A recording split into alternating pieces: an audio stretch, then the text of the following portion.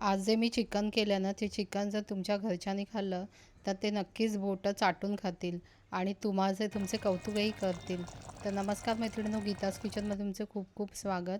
तुमच्या कलरवरूनही लक्षात आलं असेल चिकन किती छान झालं आहे. इथे मी काही पूर्वतयारी करून घेतली आणि नंतर कुकरमध्ये अर्धा कप इतकं तेल घेतलं आहे. आता 3 मध्यम आकाराचे उभे चिरलेले कांदे आपल्याला या तेलामध्ये तळून घ्यायचे. कांदा लालसर होईपर्यंत आपण एक वाटण तयार करूया आणि ते वाटण तयार करता करता आपल्याला कांद्यावरही लक्ष ठेवायचं आहे. तर आता वाटणासाठी मी इथे 3 तिखट हिरव्या मिरच्या घेतल्या आहेत, 10-12 काजूगर घेतले आहेत. इथे सुकं खोबरं असतं ना, ते अर्धी वाटीमधलं मी अर्धा सुकं खोबरं घेतलं आहे आणि ह्याचं ना चांगलं असं बारीक असं स्मूथ वाटण तयार करून घ्यायचं. त्याच्या कातळ्या मध्ये मध्ये राहता कामा नये.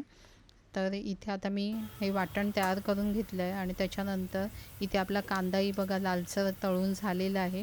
तो आता मी चांगला त्याच्यातलं तेल काढून ते बाजूला काढून घेते आणि त्याच तेलामध्ये मी इथे 4 हिरवी वेलची घेतली आहे, 1 बडी वेलची घेतली आहे, 1 इंच दालचिनी घेतली आहे, 1 तमालपत्र आहे, 5-6 लवंगा आहेत, अर्धा चमचा शहाजिरा आणि अर्धा चमचा काळी मिरी. आता हे चांगलं तेलामध्ये परतून घेतल्यानंतर इथे जे चिकन आहे ते जवळजवळ 600 ग्राम आहे. पण हे चिकन मी नुसतं धुतलेलं आहे, ह्याला काहीही लावलेलं नाही आणि ते तेलामध्ये मोठ्या गॅसवर आपल्याला थोडंसं भाजल्यासारखं करायचं, म्हणजे त्या तेलामध्ये परतून घ्यायचं आहे आणि त्याच्यानंतर एक एक मसाले याच्यामध्ये घालायचे. आता थोडा वेळ 5 मिनटं परतून घेतल्यानंतर याच्यामध्ये मी 2 मोठे चमचे भरून आलं, लसूण, हिरवी मिरची, कोथिंबीरची जी पेस्ट आहे ती घातली आहे. अर्धा चमचा हळद आहे, 2 मोठे चमचे इथे मी काश्मीरी मिरची पावडर घेतली आहे, 2 मोठे चमचे धणे पावडर घेतली आहे. त्याच्यानंतर 1 मोठा चमचा मी इथे बिर्याणी मसाला घेतला आहे. पण तुमच्याकडे बिर्याणी मसाला नसेल तर इथे गरम मसाला घ्या. त्याच्यानंतर अर्धा चमचा मी काळी मिरी आणि 1 वाटी भरून दही घेतलं. घरचं ताजं दही आहे, ते 150 ग्रॅम इतकं आहे.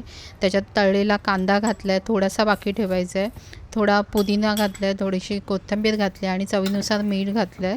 आता हे सगळं आपल्याला पुन्हा एकदा चांगलं मिक्स करून घ्यायचं आणि एकजीव झालं की त्याच्यामध्ये आपण जे वाटण तयार केलं आहे ते वाटण याच्यामध्ये घालून घ्यायचं आणि पुन्हा एकदा मध्यम गॅसवर आपल्याला परतून घ्यायचं आहे आणि चांगलं एकजीव झालं की त्याच्यामध्ये पाणी, म्हणजे किती ग्रेव्ही आहे ती बघायची.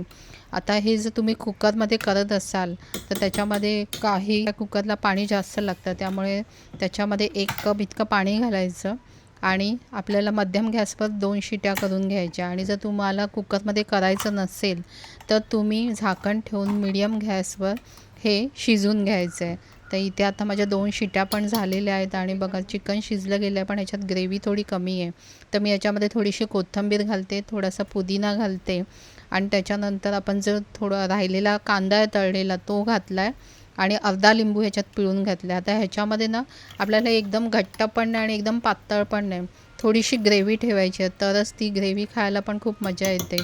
तर ह्याच्यामध्ये 1 कप पुन्हा मी थोडंसं पाणी घातलं आणि एकदम स्लो फ्लेमवर आपल्याला 5 मिनटं झाकण लावून ह्याला उकळी काढून घ्यायची आणि नंतर आपलं 5 मिनटांनी हे चिकन मस्त, आत्ताच बघा त्याला चांगली अशी तरी आली आहे आणि 5 मिनटांनी बघा किती छान चिकन शिजलं गेलं आहे आणि दिसायलाच ते इतकं सुंदर दिसतं.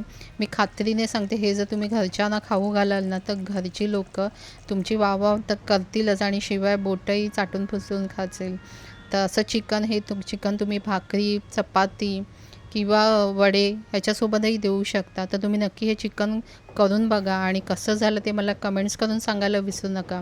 आणि हो, व्हिडिओ आवडला असेल तर व्हिडिओला लाईक, शेअर आणि सबस्क्राईब पण करा.